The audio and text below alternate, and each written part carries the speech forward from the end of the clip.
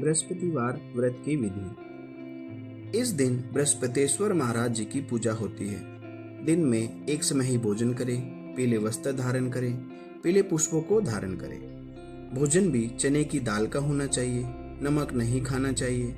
पीले रंग का फूल, चने की दाल, पीले कपड़े तथा पीले चंदन से पूजा करनी चाहिए। पूजन के पश्चात कथा सुननी चाहिए। इस व्रत के करने से बृहस्पति जी अति प्रसन्न होते हैं तथा धन और विद्या का लाभ होता है। स्त्रियों के लिए यह व्रत अति आवश्यक है। इस व्रत में केले का पूजन होता है। आइए अब सुनते हैं बृहस्पतिवार की कथा।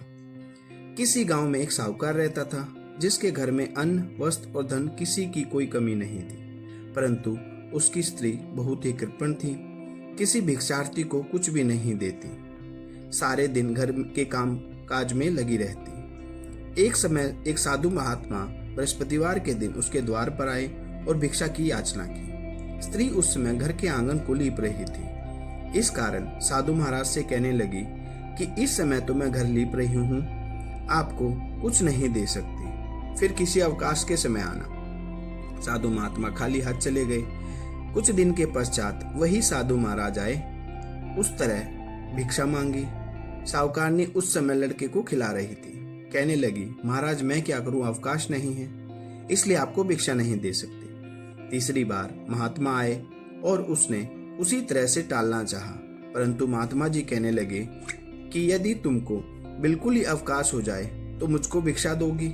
साहूकार ने कहने लगी कि हाँ महाराज, यदि ऐसा हो जाए तो आपकी बड़ी कृपा होगी। साधु महात्मा जी कहने लगे, अच्छा मैं एक उपाय बताता हूँ, तुम बृहस्पतिवार के दिन चढ़े कर उठो, सारे घर में झाड़ू लगाकर कूड़ा एक कोने में जमा करके रख दो, घर में चौका इत्यादि मत लगाओ, फिर स्नान आदि करके घर वालों से कह दो उस दिन सब हजामत अवश्य बनाए।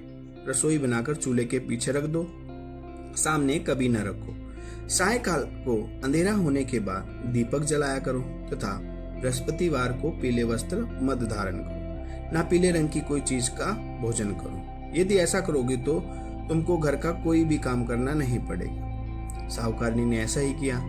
बृहस्पतिवार को दिन चढ़े उठी, झाड़ू लगाकर कूड़े को घर में जमा कर दिया। पुरुषों ने हजामत बनवाई, भोजन बनाकर चूल्हे के पीछे रखा। वह सब बृहस्पतिवारों को ऐसा ही करती रही। अब कुछ समय बाद उसके घर में खाने को दाना न रहा। थोड़े दिन में महात्मा जी फिर आए और भिक्षा मांगी, परंतु सेठानी ने कहा, महाराज मेरे घर में खाने को अन्न नहीं है, आपको क्या दे सकती हूँ। तब महात्मा ने कहा कि जब तुम्हारे घर में सब कुछ था तब भी कुछ नहीं देती थी, अब पूरा अवकाश है तब भी कुछ नहीं दे रही हो, तुम क्या चाहती हो वह कहो।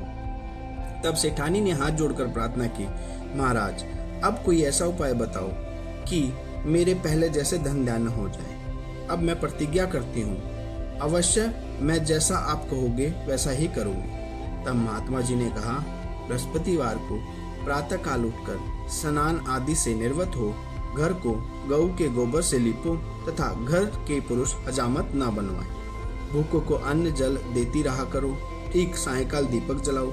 यदि ऐसा करोगी तो तुम्हारी सब मनोकामनाएं भगवान बृहस्पति जी की कृपा से पूर्ण होंगे। सेठानी ने ऐसा ही किया और उसके घर में धन्य धान्य वैसा ही हो गया जैसे कि पहले था। इस प्रकार भगवान होकर दीर्घ काल तक जीवित रहे। जय बृहस्पति महाराज की।